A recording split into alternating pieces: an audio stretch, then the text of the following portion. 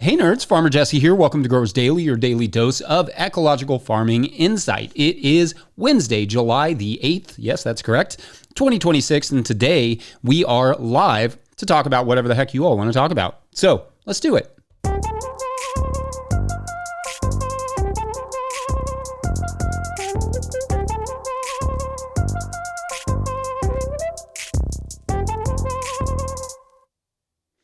All right, per usual, when we're live like this, as you all trickle in, say hi to Mike. He does a lot of work for us, and just be like, "What's up, Mike?"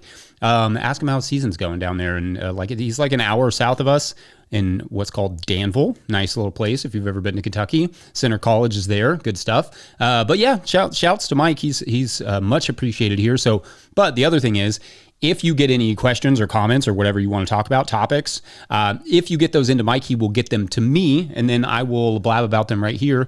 Super chats will always get moved to the top. That's super helpful for us. Those sort of donations are how we keep this thing rolling, so you can always do that. And as you all do, happy Wednesday, everyone. I hope you all are doing well so far in July. I mean, we're not that far into it, but so far so good for us. We're roughly, like a week into the latter half of the year, right? So this is like the second half of 2026. So that's good. Did everyone's livestock and animals survive the 3rd, 4th, 5th, and even 6th of July celebrations? If last night was any indication to how long they're going to keep going, our poor dog, I don't think she slept in like 5 days, but hopefully the 6th of July will be the last of it. How are your all's farms going? Seriously, let us know in the chat so I can see a little bit about who's here. How are your gardens? How are your farms? How's everything going? I know it is mid-season for us up here, but maybe if you're catching this in the southern hemisphere, what would you be in Australia? You'd be pretty late. I mean, this would be the middle of the night. I would be pretty impressed. But if you are in Australia or somewhere in the southern hemisphere, let us know how things are going down there. It might be the winter and you're chilling, enjoying a little relaxation. Anyway, yeah, get those to Mike. Let's see, personally, or get those in the chat. Mike will get them to me. Personally, yeah, right now, before this live started, 15 minutes or so ago, I was finishing up some cultivation. I was like, all right, I got like 45 minutes and I have these 2 beds that I know I just can never make it. I never make it to that point on my list because it's not super necessary. They're not like overrun or anything. They just need a good cultivation. And so I was like, all right, I've got 45 minutes. I'm just going to sneak it in here. And so, yeah, I did that. I got a little sweaty pre-live, but good to have that off my plate because after this, immediately following this live, I'm going to go harvest some potatoes because I have about, 3 or 4 more beds left. So I need to kind of just finish knocking out that project. But very excited. There's a lot of bed flipping right now. And I'm honestly a little behind on the bed flipping. A lot of our spring stuff and a lot of that second round of lettuce and stuff, all that has to come out. We really only get one good cutting of lettuce this time of year. So, I'm having to go out there, cut those out, and then move on to getting whatever else we have, a million other things that have to go back in the ground. Sometimes not lettuce after lettuce, but I have to get a lot more lettuce in. I've still got another round of tomatoes that are going in. Maybe today if I can get to it. I need to get I need to get some potatoes out. But if I can get to it, I'm going to get some the last round of tomatoes for us in. You'd be surprised. Those last rounds of tomatoes can do fairly well, just depending on if we get the good watering that we're supposed to get this week, and then it just kind of stays warm and dry for the remainder of the season. We'll get a really good flush of tomatoes there going into September. So that's the idea. And then that way I can kind of guarantee I have some when most people run out, because the late tomato planting is often the most lucrative, because what a lot of people do is they'll plant their tomatoes early in the market garden world. They'll plant their tomatoes early, or maybe they'll have them in a tunnel or whatever, but they'll plant them early.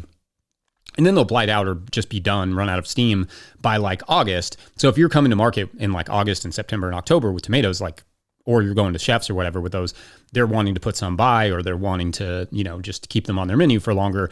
That can be sweet because almost nobody else will have them. At least in our market, that's how it's often or almost always been. Make sure as you come in, trickle in to get your questions into Mike. It looks like we do have a few.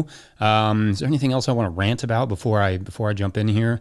No, not necessarily. I'll probably find more things to just ramble about. But there's like a building in Manhattan that may or may not fall down, which is wild. Can you imagine being the worker going through that building and just being like, sir, like the this beam is kind of bowing. Like that would be terrifying. I cannot even imagine. So shouts to all the people that have to deal with that where that is insane. Let's see. All right, let's get to some of your all's questions because I'm sure you'd rather be talking about farming. Let me get a drink though real quick. I've already been talking a lot. All right. So at Jacob Bierl, I don't know if I said that right, Jacob, but I tried. I'm always curious about a rice update. Yeah, this is good. I was actually just as part of my cultivation this morning. About a rice update. Also, would you share again what variety of varieties you're going with? Oh gosh, off the top of my head, I can't remember the varieties. They're all 3 dryland rice varieties. There's an arborio, sort of like risotto rice that we're growing, and 2 others that are, I don't know, basic rice. I'm not sure what you would call them. I can't remember what the varieties are off the top of my head, and I have it written down. I can't even remember off the top of my head who I ordered them from, but I will do a full rice update at some point, especially once we get closer to harvesting them. I will say the arborio rice right now, although arguably the least helpful because only so many people know how to cook risotto, is the most market garden friendly. And what I mean is that it's been the fastest to grow. It's been the fastest to go to seed. And it's almost done. And the other 2 rices that we have are like not even going to seed yet. So it's dealt with drier times. It's dealt with wetter times well. It's dealt with, like whatever the heat that we just had. It's done all that really well. But the thing that we're kind of running into is it's like going to be over and done with long before those other rices are even the other rices are, there's only 1 or 2 that are even starting to flower, like of the plants, not of the varieties. So also another thing that happened just thoughtlessly on my part is I put some sunflowers on one end. So some of them are getting a little bit more shade than the risotto ones, the arborio ones. That probably wasn't the smartest idea because that's going to slow them down a lot. And I don't know. I'm assuming they'll still produce well, but I can't say. I love this though. This project, I also see. All right. So going back to like the market garden idea, really you need crops that are going to be pretty fast. So like, let's say that, I can only grow so many 120 day, 150 day crops, but this arborio rice idea, if I could get the cleaning and all that stuff down, I could grow the rice. I could probably even get a run of lettuce underneath of it, like in June. So I get a little bit more money out of that pocket, or beets or whatever. Because it's tall, it would outrun most things, but it would also provide a little shade. So if I could do that and I could, have it nice and fertilized and then get that rice and then get a good cutting and get like a decent crop out of that, that would be super cool. And then it makes it more like, oh, I could see this in a market garden setting. I don't know. I mean, that's a lot of work to intercrop like that. And, and then you have to clean it and everything. So I don't know. It probably is not worth it, but it is fun to play around with these things. I have also played around with like miniature popcorns, which are really fast and they're good. The popcorn's not as good as the longer season popcorns. And it's probably going to be the same case with this arborio. It's going to be good, but it's probably not going to be as good as the other rices. It's just not going to have as much texture or much flavor. But I don't know. We'll see. I'll keep updating you all because I'm very excited about it. At Excel writes, who are you rooting for in the World Cup? Yeah, now it's tough. Like I really liked obviously the U.S. men's national team's out. So that, takes that off the picture, out of the equation. I really liked Colombia and now they're out. So that's off the table. And yeah, I like Norway. I like Argentina and France. I think it's probably going to be them in the final. I like Spain. I like all of these teams. Swiss played really well yesterday. I thought they were kind of an interesting, I didn't think of them as a dark horse, but I kind of think of them now that way. And I don't know.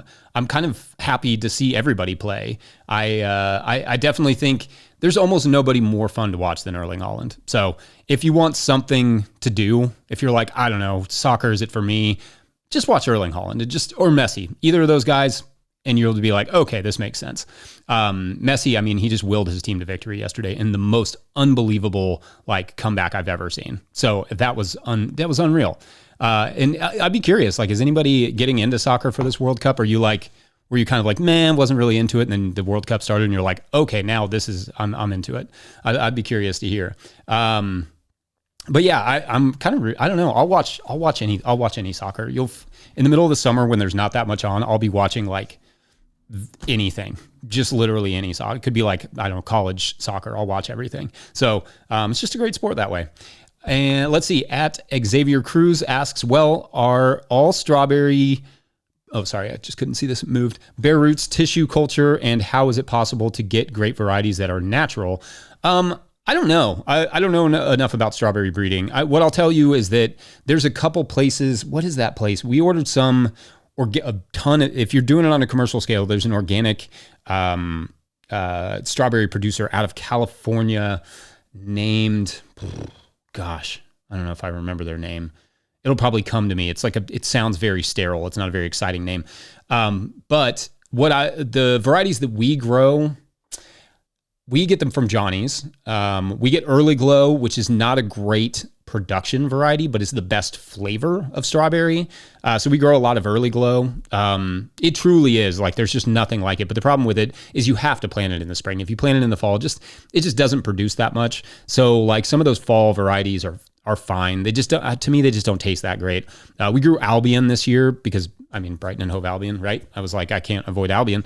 We grew those this year and they were fine. They're a little bit like, they just don't have the sweetness. Once you've grown Early Glow, you're like, okay, yeah, how do I have this around all the time? And yeah, I usually just get ours from Johnny's and I'll get what sounds good, or I'll find some producer. We did order a bunch once from that company whose name is probably just going to pop into my head towards the end of this talk. But yeah, I don't know. I don't know enough about like strawberry breeding to be able to tell you much about like whether they're doing it from, I'm assuming they're not doing it from seed. Most of them are going to do it from tissue culture. But there probably are some heirloom variety people out there. Maybe somebody in the chat can fill us in a little bit on that. But it's an interesting question. Yeah. Super chat from Richard Gould. Thanks, Richard. Shouts to you. Leaf foot bugs. Any reason for plague levels this year? Leaf foot bugs. I don't even know what that is. What's a leaf foot bug? Let me look. Leaf foot bugs. Oh, okay. So these are like, Richard, are you somewhere in the South? This looks like a Southern thing. Yeah, I don't know. I mean, I haven't heard anything, but some of these things can be super localized. But I mean, I don't know. Looking at it, leaves, fruits, vegetables, nuts. Yeah, I don't know. This isn't one I've actually ever. I mean, it looks familiar. It looks like an assassin bug, but yeah, I don't know. Does anybody else having issues with those? Let us know, because that's a curious one. And Richard, I can do. I'll make a note to maybe do a little thing for you later, and I'll look and do a little research for you and see if I can't find more about the leaf-foot bug. Because yeah, I don't know anything about it. Leaf-footed bug. What do you know? They got leaf feet. It's cool, or uncool, I guess, for you all. Yeah, cool. I'll make a note to check that out, Richard. That's cool, and thank you for the super chat. Let's see. At Fruit Pruning Channel asks, I'm harvesting garlic next week. I grow it in 6-inch of shredded mulch. What can I plant in that space that will be ready to harvest before fall? I am in zone 4B. 4B is tough. I knew exactly what I was going to say if you said 6B or 7B. Okay, so all right. So what I used to do with garlic, and I didn't do it this year because it didn't really make sense. I ended up just going, like you saw that video where I raked the mulch that was there aside and I put lettuce in there. What I used to do, or what I usually would do, because it's usually so heavily mulched, is I would actually plant winter squash in there. So I would go through, I'd pull the garlic, I'd get rid of any weeds, I'd remulch it a little bit, and then I would just shove the winter squash in there. And that was awesome because that's super easy. It's already mulched, add a little extra mulch, get rid of any weeds that are there, and then you're just like good to go. So that was like one thing that I used to do. But if you're in 4B, you're probably not going to be able to get away with that unless you do a really fast one. Like maybe you could squeeze in a delicata or something, but I'm going to doubt it. So regular summer squashes you could maybe get away with. You could definitely get away with like fall brassicas. So that would be any sort of, like kales or any of the slightly faster ones, like maybe kales or mustards, maybe something like collards. But I was guessing 4B, you're probably past the point that you'd want to even try to start those. You could also do chard. Chard's a good one. I don't talk enough about chard. Chard's an easy one for that spot. I'm trying to think what, because you do want something that's like needs decent spacing. So you're not trying to get, 400 lettuces into like mulch, because it's, like you said, it's like 6 inches deep. It's really tough. So there's not much you could like direct seed. You'd have to transplant. And maybe you could get a round of like beans or something if you had a fast growing bean, but you're probably going to get frost. Excuse me. You're probably going to get frosts. If you're talking 4B, you're probably going to get frosts like before October, right? I would think, or at least like right around late September, which could be tough. That's going to be pretty tight. So yeah, I mean, those are some options though. I love that. I love the option of just like pulling a crop and putting another one in. That's like the essence. That's what I want to do all the time. It isn't perfect depending on the mulch. Like if you have a perfect mulch and there's no weeds and you can maybe just add a little bit extra or just go ahead and shove the plant in, man, that's living right there. Yeah, thanks. At Stephen Rowe asks, Southern North South Wales, Australia here. Oh, are you up in the middle of the night? What time is it? It's been very mild winter so far. Only had 2 frosts. Normally would have had at least 12 by now. The effect of El Nino. Yeah, I mean, it very well could be. It will be peaking when you all are peak summer. So that could be interesting. We'll see. We'll see how that goes for you all, Stefan or Steven. You can let us know, because I'd be curious to know. What time is it down there for you? But I mean, El Nino. I don't know. Like it's one of those things that generally you wouldn't even notice it. You'd be like, oh, is this weather seems abnormal? But this one's supposed to be like maybe the biggest one that we've ever had, at least in like the last 30, 40 years. And it's just, I mean, there's no telling, like little things will happen and you'll be like, oh, I don't know. But then there will be like big droughts, major wildfires, that sort of stuff. And it's, I mean, I'm very interested to see, nervous, obviously, but interested to see. There could be, very extreme weather all over the place. So, and very non-extreme weather. I mean, it'll mild out places that usually get extreme weather. It's a very, robust weather phenomenon. At Choose a Love writes, is elephant garlic a good crop for 7A Central Tennessee? Where is a good source for seed/clove for garlic? Okay, so elephant garlic, that'd be a good question. You'd have to, yes, we grew it down in 7A in Southern Kentucky. And it grew fine. Like we never had any issues. The one thing is sometimes, in that climate in general, you'll sometimes get the single clove. I forget what they call it, but it's just like a single clove. But basically, it didn't have the requisite number of cold nights. And you'll run into that with any of those hardnecks. So that's why you see a lot of soft neck garlic in the South. And so in a situation like elephant garlic,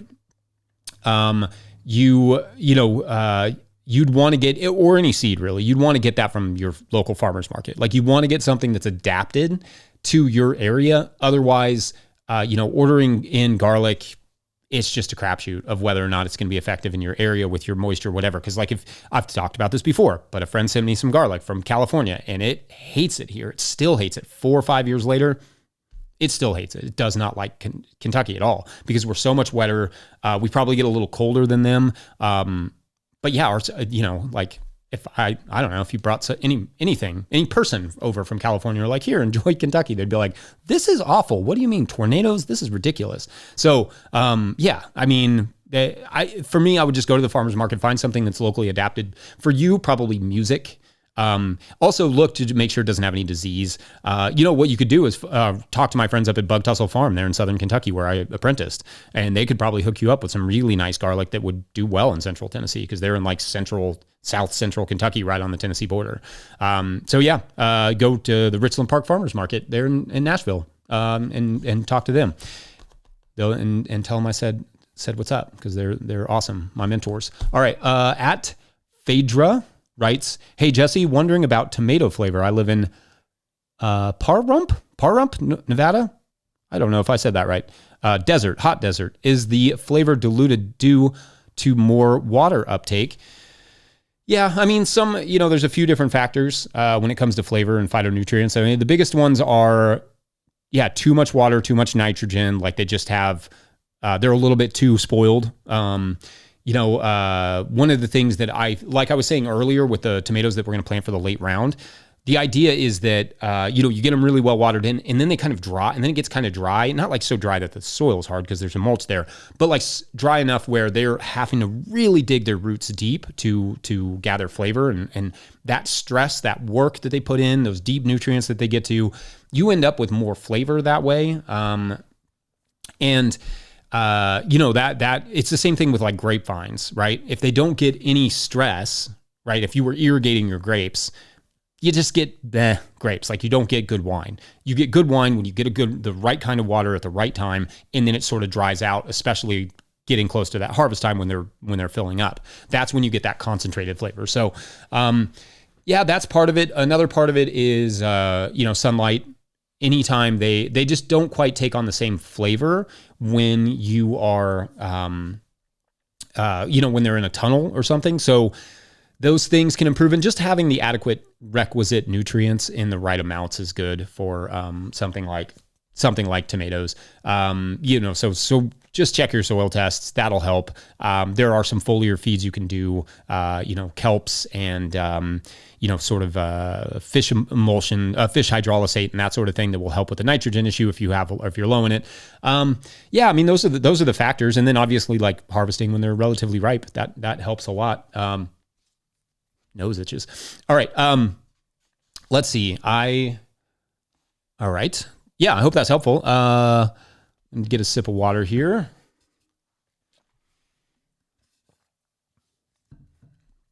All right. So at Delisle Farms writes, "Hey Jesse, do you graze any animals on your harvest crops before you mulch them?" I have in the past. We used to have sheep. We'd run them over like cover crops. That was good. Basically, we would grow like a sorghum Sudan grass or even a rye or something, and then we would leave the sheep on there really quickly. We'd kind of let them go through and graze it really lightly. We don't, with sheep, you don't want them to overgraze something like rye because it's so protein rich and they'll get sick. So we let them kind of just lightly graze it, or give them like little bits of it at a time. Anyway, we'd let them go in, graze it, and then we take them off and let it regrow. So you're getting a double effort, right? Like, the roots will die back a little bit in the soil once it gets eaten, and then they put roots deeper into the soil. And then you get like a little bit of a carbon boost there. And then also, you're turning some of that photosynthesis, right? The green matter, the biomass, that's the word I was looking for, into more sheep, right? And so especially in the springtime when they are lactating, from having sheepies, then that was like a great option for the sheep. And then another way that we've used that idea is with chickens. So we would have them go in after our like fall brassicas in the spring or whatever, or even over the winter. We just let them kind of destroy it, like, rake through the mulch, eat the weed seeds, leave their manure all over the place. We'd, move their cart every day. So it was like moving onto a different part of the bed or different area. And so that, they were staying overnight, because that's when they're going to drop the most manure and concentrate it. So we would move that throughout the plot. And then, we just let them kind of destroy that area. Destroy, I just mean like kill all the vegetation. And then in the spring, we would tarp that and let it kind of get worked in. And then we would use that space. Obviously, the 91-20 day rule has to come into play. I've explained that, 1,000 times, but that's something you have to take into consideration. If you're growing this food for people, it's not just like an organic certification thing. It is also a FSMA, Food Safety Modernization Act thing. So you have to take that into consideration if you're selling food. You can't harvest anything that touches the ground within 120 days of having an animal manure on it, or 90 days if it's something like tomatoes that don't touch the ground. So, anyway, you can look up the 91-20 day rule. I've talked a lot about that on here, I think, in various spots. But I love it. I mean, animal manure is great for soil health, for, compost, for any of those things. All right. But thank you. Yeah, good question. At DJ Clarky Kent writes, how close would be too close for squash plants? I didn't think I spaced them that close, but between the roots, mine are only about 4 inches. Should I pull some for better production? Yes. If you have squash plants 4 inches apart, definitely. Now, because I don't even know what would happen there. It would just be a bunch of plants and not really any fruit, I would guess, or like very small fruit. So I would take out about 4 in between them. You'd want about 18 inches minimum between plants. I really prefer closer to 2 feet at minimum. So yeah, 4 inches would be really, really close. Now, trying to think. Yeah, I mean, it just depends. Like I'm assuming you're talking like summer squash. Winter squash, you'd probably even want to go closer to 3 feet. Just depends on the squash. And it depends on the size you want. Like if you're growing butternuts, for instance, and you plant them a little closer, you're going to get smaller butternuts, which is great in some circumstances, because sometimes those butternut squash are just like giant and they don't have any flavor. And I don't know, they're just uninteresting to me. Like I grow only honey nuts. I don't grow butternut squash anymore. I just grow the honey nuts because the flavor is so much better. And so those are tiny. They're like this. I don't want those smaller. I want those slightly bigger than normal. So what I'll do is I'll actually put those at closer to 3 feet apart so that I'm not, so that I'm not getting even smaller versions of those honey nuts. I mean that I would definitely thin that out a little bit. But good question there. That's fun. And good. Sounds like good germination if they're every 4 inches. At Ian Says Free Palestine writes, any tips for reducing curly top in tomatoes? We're having a brutal year, but thinking ahead for next season. Curly top for tomatoes. What? I'm assuming that's a disease that you're having. So what is the curly top disease that you're having? I wonder. Because there's a couple things that can cause it, and let's see what those are. I'm not sure off the top of my head. It's another thing that I can do a little bit more investigating. But maybe let us know where you are, because it may be helpful. All right, so curly top. Oh, it's not opening. Okay. Yeah, I mean, usually, I don't know. I'll have to look into this a little bit more on what it could be like, because some of the things the reason I said is a couple things. It could be like a bacterial infection, or it could be, or something like that, or viral infection, but it could also be, persistent herbicides. So like you really kind of have to look at some of the pictures and distinguish what it looks like in comparison to what those different elements how those different elements affect the plant. Because it could be one of those, but if you put a bunch of compost down, especially if you don't know where that compost is, I mean, it could be something like persistent herbicide, which hopefully it's not. I'd almost prefer it be a disease for you.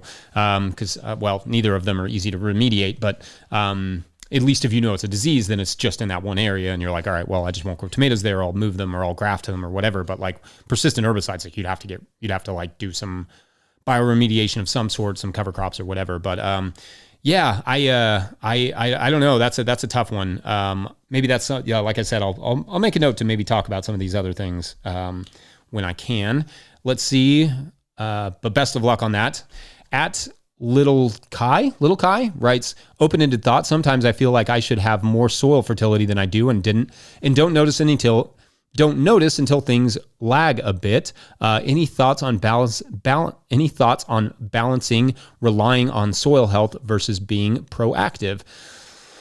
Any thoughts on balancing? Let's see. I think, that's a tough one. I think everything you do should kind of lead towards good fertility. So like you should be adding a little bit of compost pretty much with like every bed flip, just to make sure you're getting those fresh nutrients in there, but also the microbial life staying happy and healthy. You're adding that like microbial food, microbial housing, making sure that, you're dealing with your compaction, all of those things. Like every time you're flipping a bed, you're looking at the compaction, you're making sure that you don't need to turn it over. You're making sure that you have the water that you need. Maybe you're adding a little bit, like I've been doing more, alfalfa meal this year than I normally do, but next year I'll probably switch more to doing this specific compost that I really like from Charlie's Compost, and do that and kind of go back and forth. But I'm just making sure that the compaction is managed. I'm adding a little bit of my own compost. I'm making sure that the water is there. And yeah, I mean, sometimes like I go through that too. Like if it dries up, or I just don't have the materials or the compost enough to put it for every single crop, like I run into the same issue. And you can, in those situations, it is better to be proactive in that sense, like always addressing those upon your bed flips, or like your bed preparation in the spring, but also spraying with some sort of foliar spray is always, that's something you can do in situ while things are happening. I mean, those are some options. I'm going to take another sip of water here.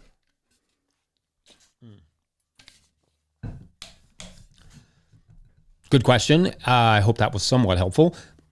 At Second Light Farm asks or writes, good morning, Jesse. We just planted 2.5 acres of pumpkins 2 weeks ago in Crossville, Tennessee.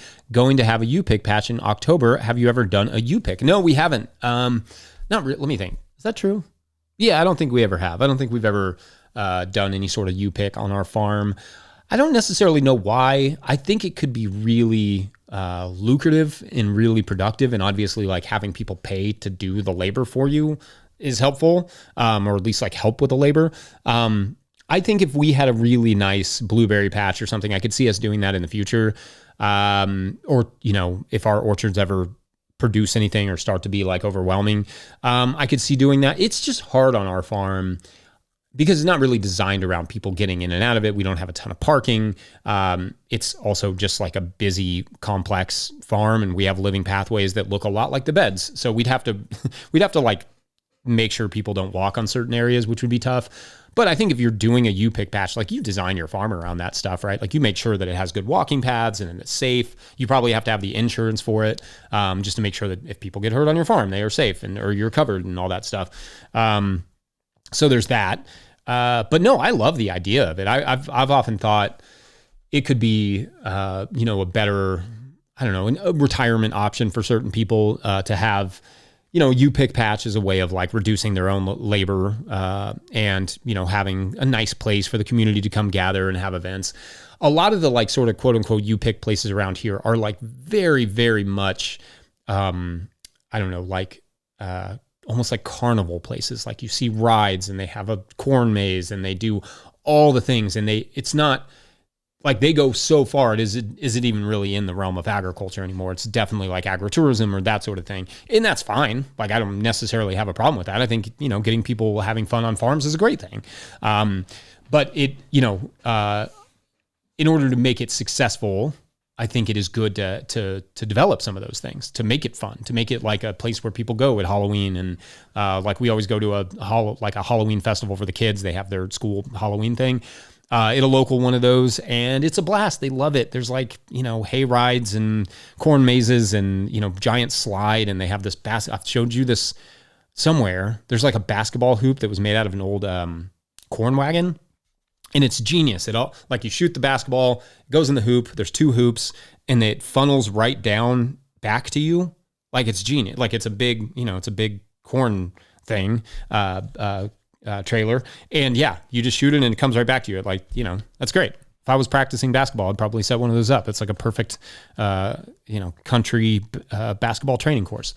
So yeah, no, I don't remember how I got to that. Oh yeah, I was talking about pumpkin patches.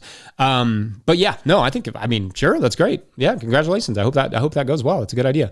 At Plant Honey asked, what fertilizer do you use? Yeah, I just talked about that. The alfalfa meal, obviously. I'll mix in there a little bit of, a lot of times I'm trying to pay a little bit more attention to our fertility needs through a soil test, or I'm trying to. It doesn't always make sense for us because we just have so many disparate areas that are all over the place, and all the soil tests are very different when we're doing our soil. So it's very hard for me to entirely do that every time. So I'm trying to go a little bit lighter on fertility, a little bit more on plants, cover crops, and that sort of thing to manage our fertility a little better. But in terms of like nitrogen and that sort of stuff, alfalfa meal, a little bit of feather meal, not my favorite because it comes from like, probably some sort of like CAFO somewhere. And then, you never know with the alfalfa meal either. That's probably like stealing water from California. So I'm trying to rely less on these things. I'd prefer compost in general. We do have more and more composters coming online here in Kentucky. So that's exciting. That would be my preference, is just almost primarily or exclusively compost with just the occasional need to add X nutrient. And then also fish hydrolysate, which is usually like the fish scrap made out of the fish scraps, and some molasses and some other things. Then that's a nice little nitrogen source and has some rich micronutrients and a little bit of kelp. That's not one I worry too much about. I don't use a ton of it.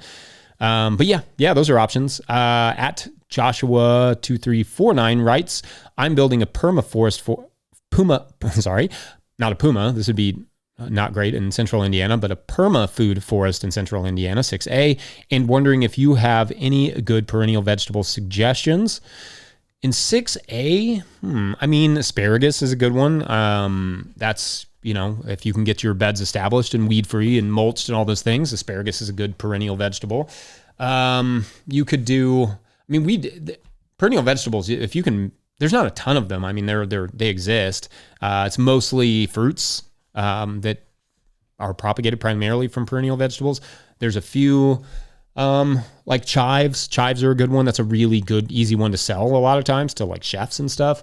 Central Indiana, you probably couldn't do rosemary. You could probably do something like lavender. You could do a few different herbs, maybe some sage. If it's protected, you could probably get away with more things in like a tunnel. Trying to think. We do a little asparagus. It's mostly for ourselves. We just can't maintain a good patch for long enough.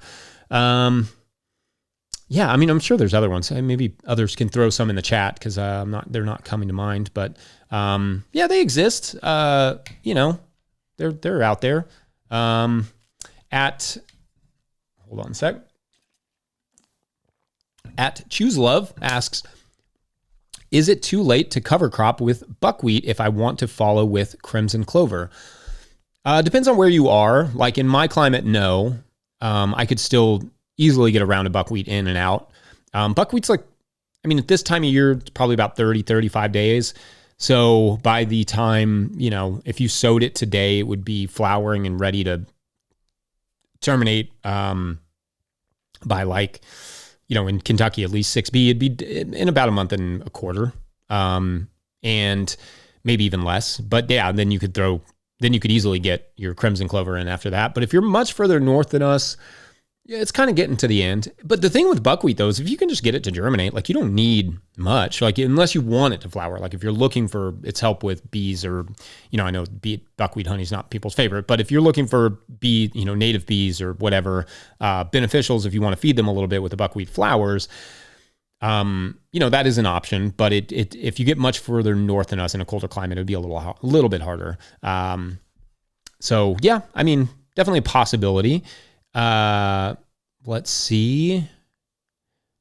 Jeremy writes, here in Southeast Indiana. You're friends with Joshua there in Central Indiana. Writes, I have a bed of bush beans and each plant is only producing 1 to 2 beans, if any. No-till, good compost, and 444 Gaia green fertilizer with fish fert. Any ideas why? Are they super lush or are they not? If they're... my question, I guess, would be if they're super lush, then maybe it's just a little bit too much fertility. They're just too happy. If they are if they're not super lush or then it could be a couple things. It could be water or it could be compaction.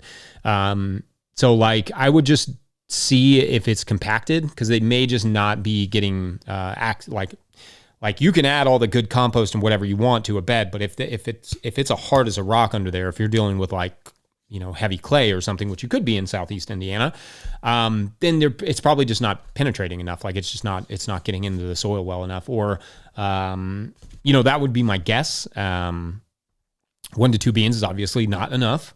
So yeah, that would be where I would start. Or it could be water, or like I said, it could be too much. If you're adding the fish fertilizer and the Gaia green fertilizer and the compost, like that sounds like a lot of nitrogen. So they may just be like super lush and not feeling like they need to, like they're like, we got it good. We don't need to produce any progeny.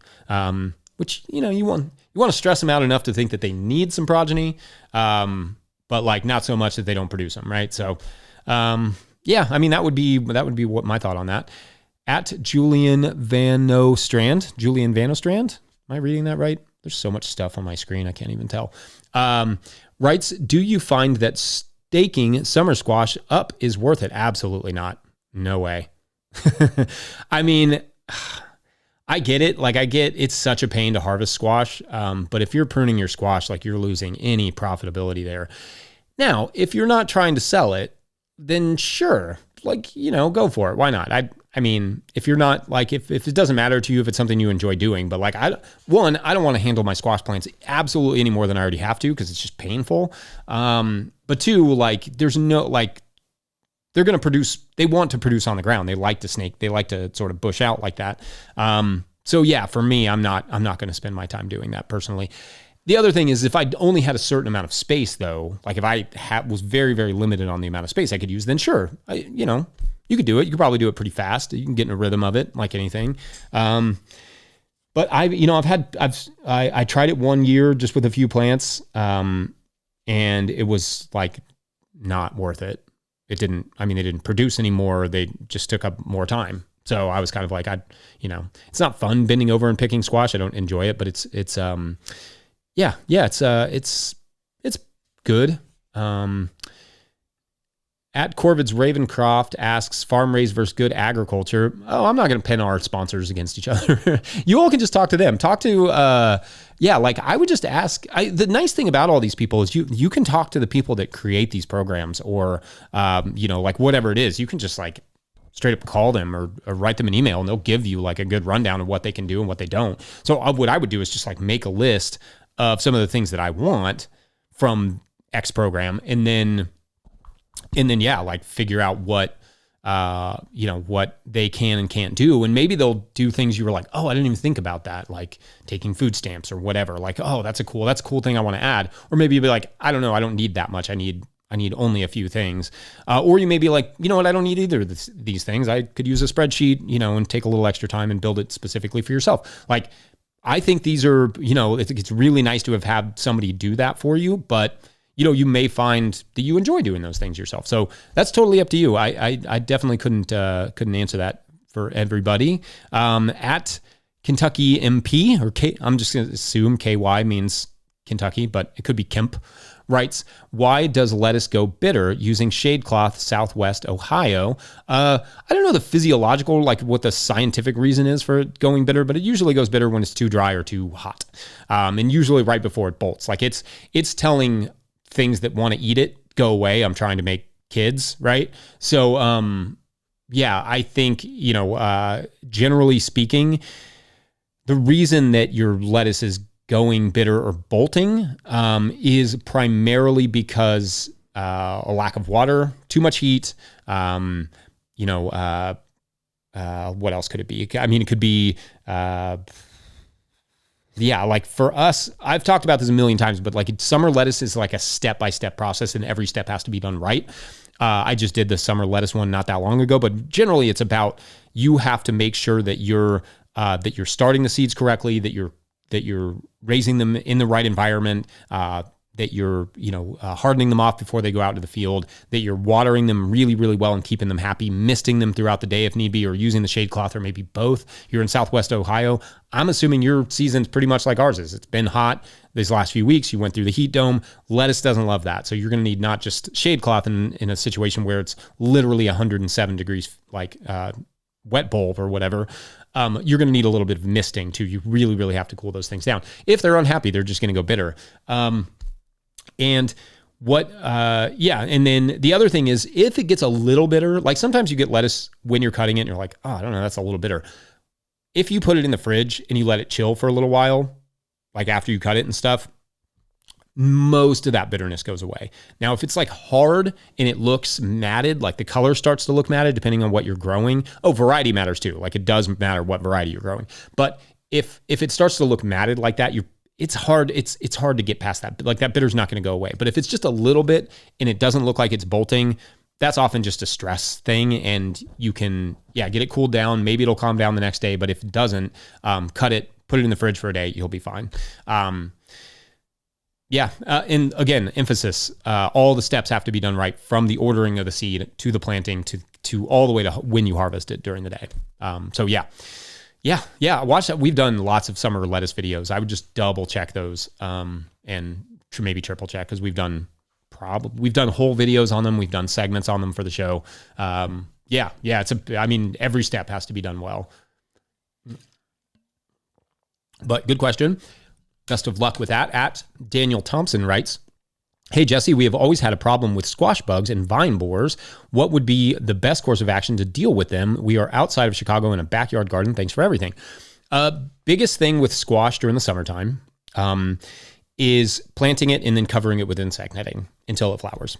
And that's like 90% of the job. Make sure it has the fertility it needs, right? Like squash loves its some compost. So get some good compost in there.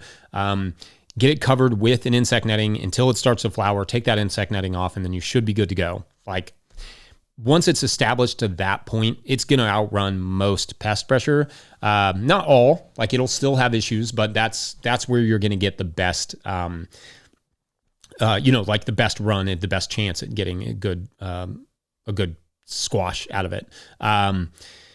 Yeah, I mean, I've done squash videos too. You can go back and watch one of those, and maybe there's some other tips in there. Just keeping it happy, keeping the plant very happy. If with something like vine borers, you can just like search the soil and see if there are any marks if you're starting to see them boring into the plants, just kind of like right around the base, you'll see the holes.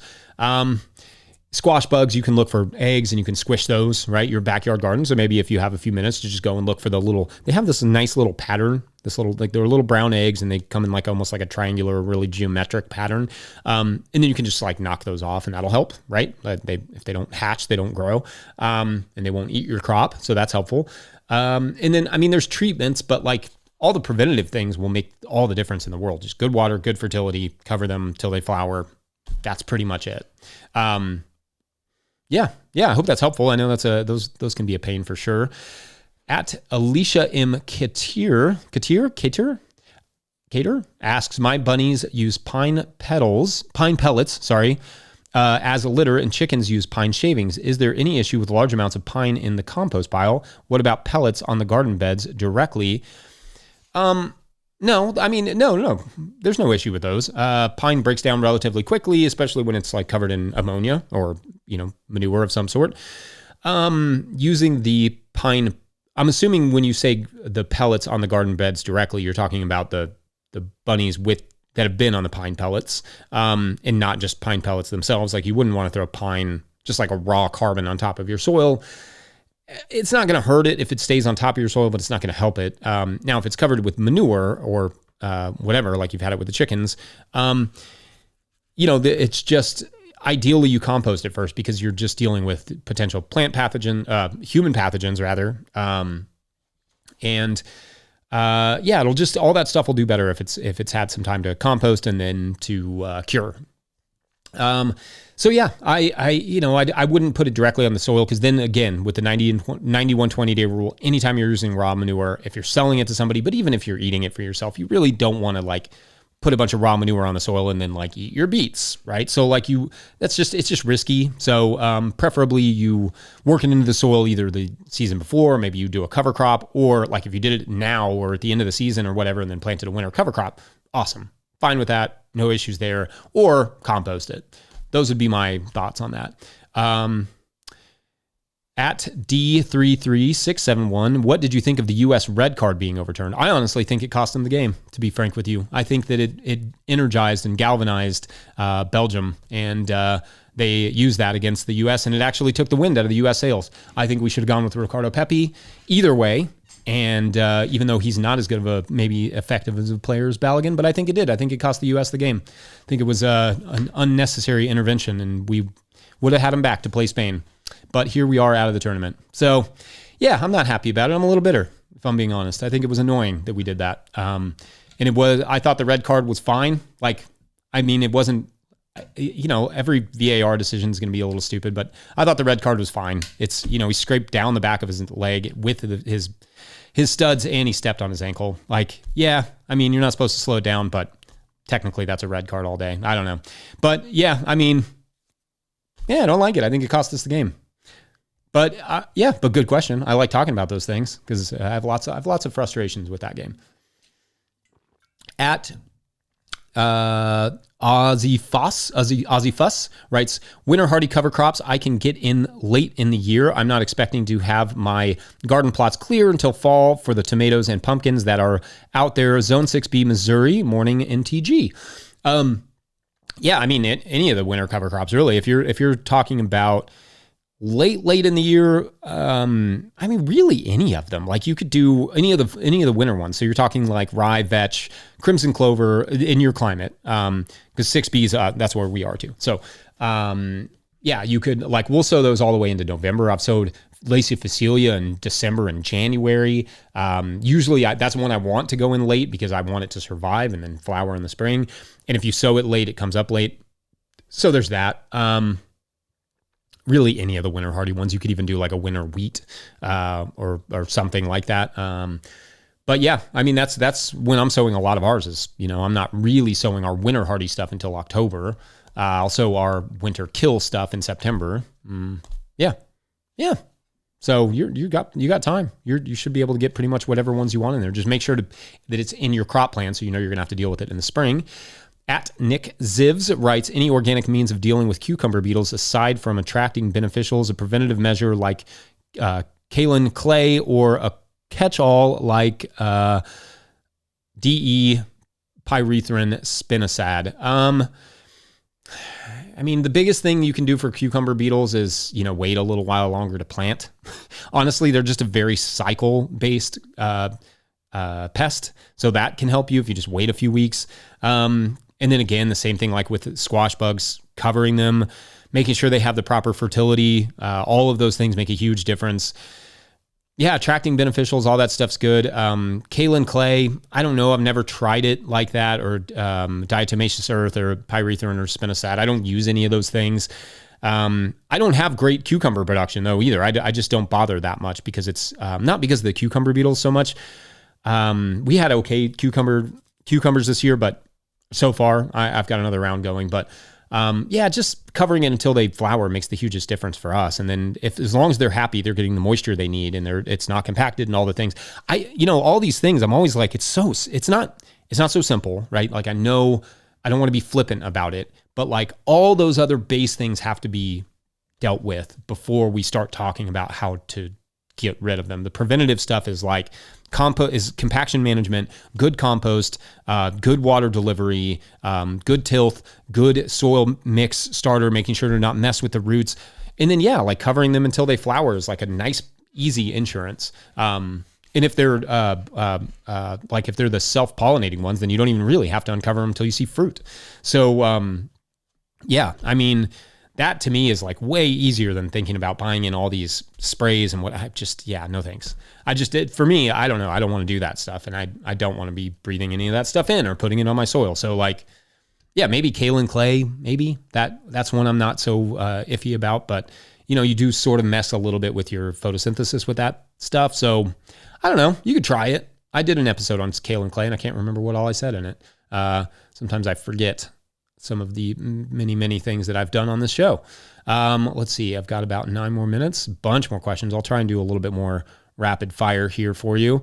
At Sierra Spo asks, hi, I'm in the process of buying 12 acres to start a farm, I assume. The fields were conventionally farmed for many years. I'm hoping to switch to regenerative practices. Any tips for transitioning the land? Start with your soil tests. Think about get a good plan together for how you're going to use it. 12 acres is a lot. So like, are you going to farm all of that? Do you have the equipment? Do you have the infrastructure to manage that much produce? Or are you going to be mowing some of it for a while? I like starting small and working my way out. So maybe I start with, depending on what you're doing, like if you want to, maybe you're doing it with animals or who knows, but like if you're doing vegetables, for instance, I would definitely not jump into 12 acres of farming. I would probably start with, like half an acre, third of an acre, and then slowly build my way out, build the infrastructure.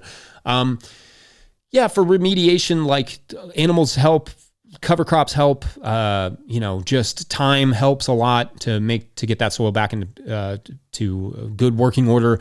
I almost guarantee it's compacted and low in soil organic matter, but only soil tests can confirm that.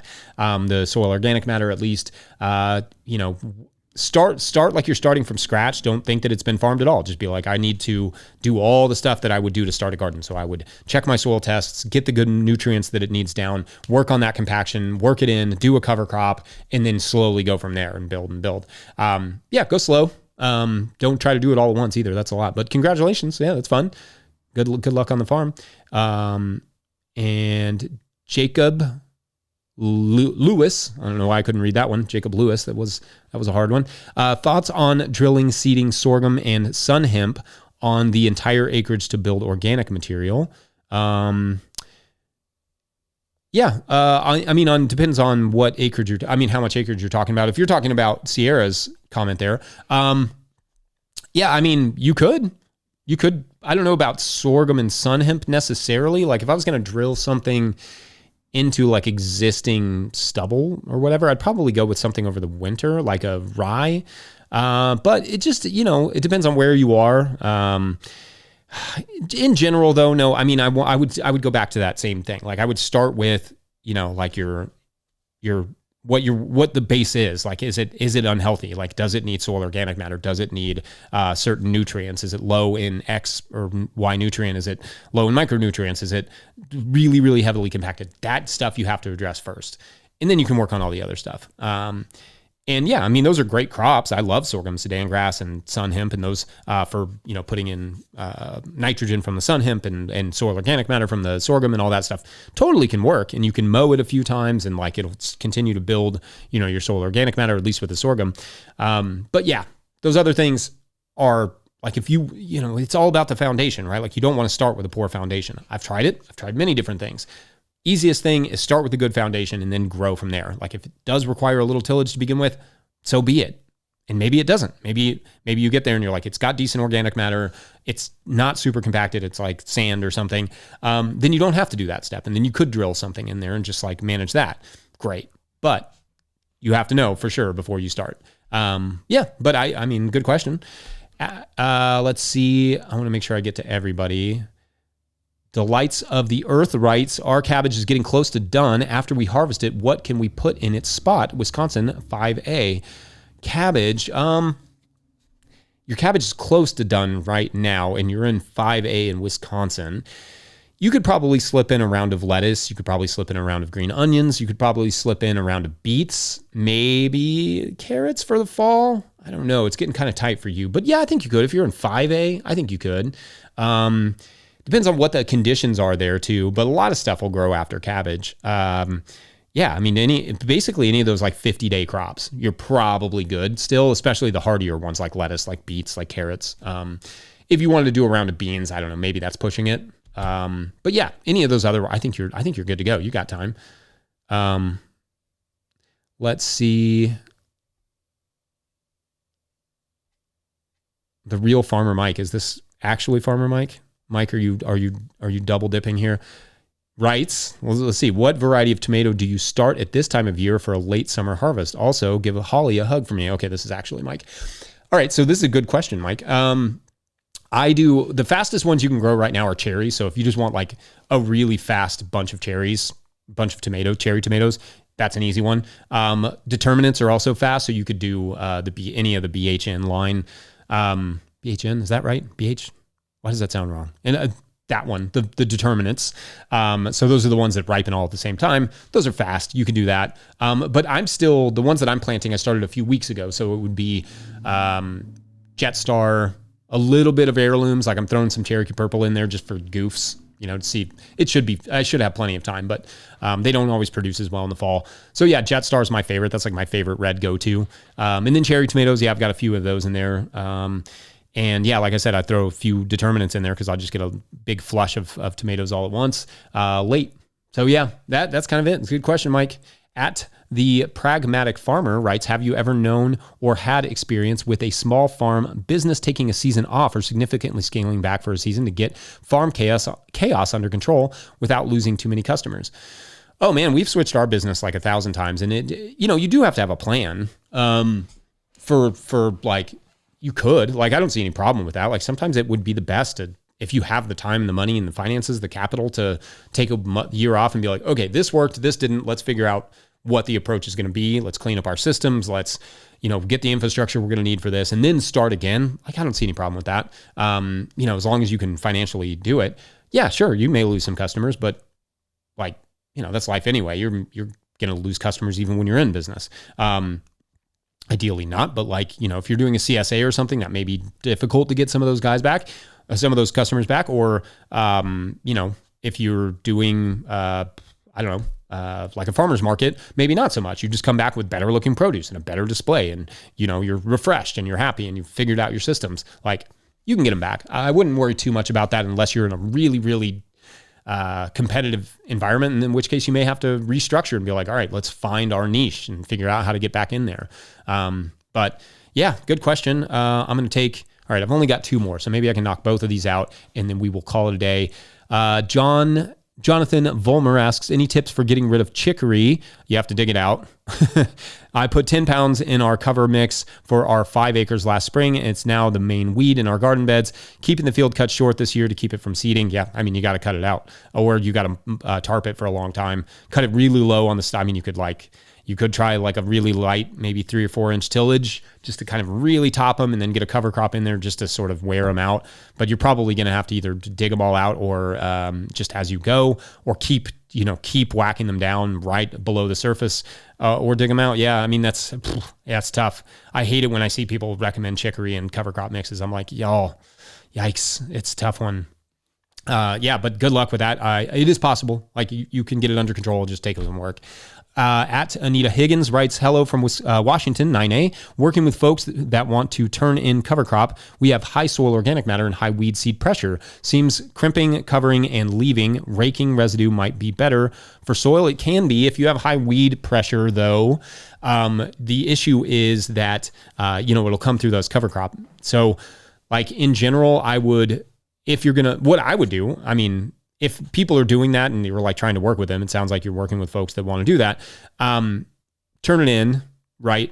And then do a harrowing to get rid of that weed seed. You got to address the weed seed. Like, I mean, you have to weed your soil in order for it to be effectively like cover cropped. Because if you're trying to cover crop into weedy soil, it's just it's not a waste of time, right? Like you're getting soil organic matter that way, but the high weed seed issue is going to have to be addressed before you can really effectively like smash it down, plant into that. And it can also be hard to do that. Like you need proper equipment to do that right. So, I mean, as long as they're harrowing it, dealing with the cover crop, the weed seed, that should help or could help. But yeah, sometimes when you're working for somebody else, like you just kind of roll with what they got, and then you can try your own things in your own space eventually. And hold on. I'm going to do otherwise, I think, I want to thank everybody for coming out. I want to give a huge thank you to Mike for all the work that he does to make this thing possible, because he's sending me all these comments, and all these questions, and I really appreciate it. Great questions today. You all are awesome. But I think, let me go find I think this is going to be it for the day. Don't have any ad reads at the moment. So yeah, let me know if you all have any other questions. Otherwise, I think that is it. Don't forget, No Till Growers is a nonprofit 501c3, so donations are tax deductible and greatly appreciated. Please make sure to like and subscribe or follow wherever you're getting this podcast. That is an easy way to help us out. If you hit the like button while you're on these lives, that's super helpful to us. Enormous thank you to all of our show sponsors. And if you'd ever like to sponsor the show, you can reach out to Farmer Michelle at notillgrowers.com. Big thank you to Michelle and the No Till Growers Board of Directors. Huge shouts to Willie Breeding for the theme music, Mike Hilbert for the production help and editing, and my wife Anna for absolutely everything in the world. She's off running errands, or actually running deliveries right now. Also, shouts to Epidemic Sound for the background music that you can usually hear, not right now. Pick up a hat or a copy of my book, The Living Soil Handbook, at notillgrowers.com to support this work. Big thank you to everyone who supports us through patreon.com/notillgrowers. You all are the best. Usually we would give you a shout out, but we'll do that tomorrow since we don't do those on the lives. Otherwise, thanks for watching and or listening. You all are the best. We will see you tomorrow for another normal fun time of Growers Daily. Bye, y'all.